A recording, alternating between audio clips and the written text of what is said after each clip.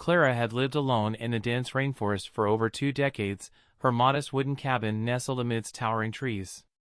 Known as a healer, she spent her days gathering medicinal plants and crafting remedies for the few locals who ventured her way.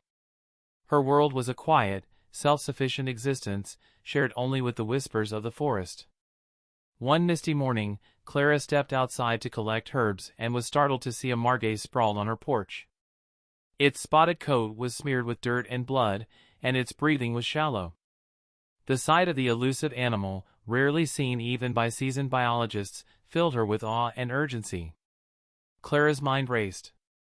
Margays were notoriously shy and skittish, but this one's condition left no room for hesitation. She had to act.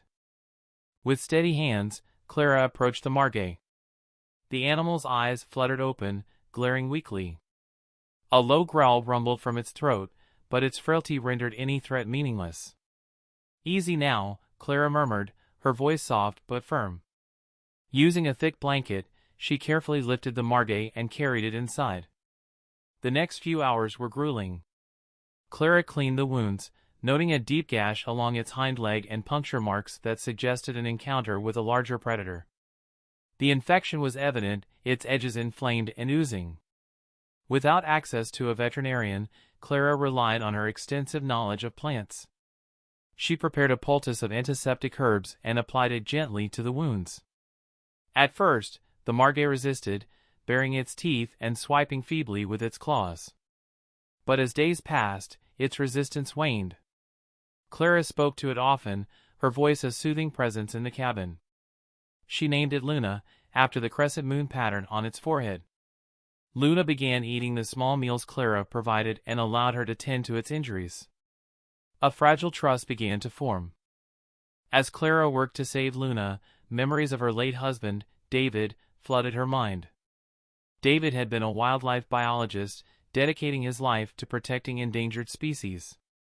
His tragic death in an accident years ago had driven Clara into solitude. Now, caring for Luna felt like rekindling a part of him she thought she'd lost. Luna's condition improved gradually, but one issue lingered, her broken hind leg. Without proper treatment, Luna might never regain full mobility. Clara fashioned a splint using branches and cloth, aligning the leg as best she could. Her heart ached as she watched Luna struggle, but the margay's resilience mirrored her own. One evening, Clara overheard voices in the distance. Poachers. Margays were highly sought after for their pelts, and Clara knew Luna's survival depended on secrecy. She extinguished her lamps and watched from the shadows as the poachers passed, their laughter chilling her resolve. The poachers' presence became a looming threat. Clara took precautions, hiding Luna in a small enclosure behind her cabin during the day and keeping her indoors at night. She gathered herbs in smaller quantities, staying close to home. Despite her efforts, the poachers returned, this time venturing closer to Clara's property. One of them spotted her and approached under the guise of friendliness.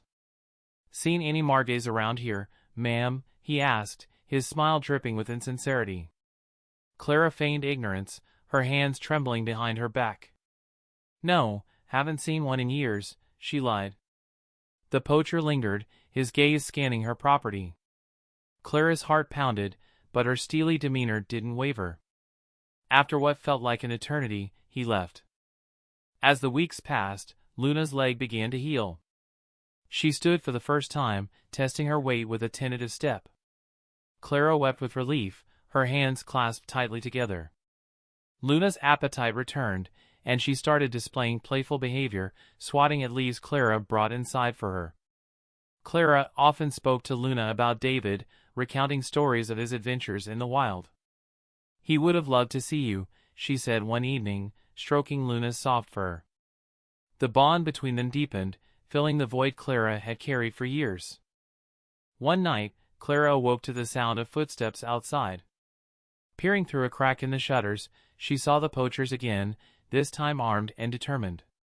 Panic surged through her, but Clara refused to let fear dictate her actions. She devised a plan. Using her knowledge of the forest, Clara set traps along the poachers' path. She scattered irritant herbs that would cause itching and discomfort, forcing them to retreat. When the poachers reached the cabin, they were met with a fierce surprise. Luna, now mobile and protective, leaped from a high perch, her snarls echoing through the night.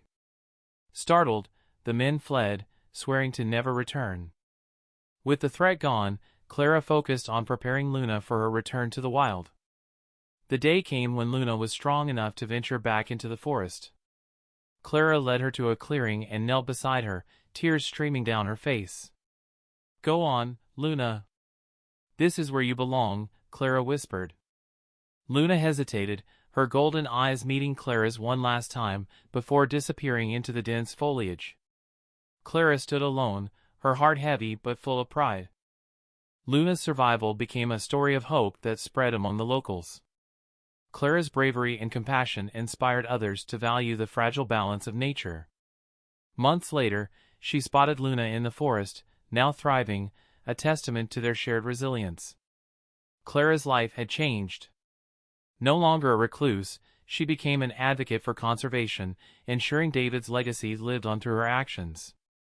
And in the shadows of the rainforest, Luna's presence remained a silent, enduring reminder of what compassion could achieve. If this story touched your heart, hit the like button and subscribe to our channel.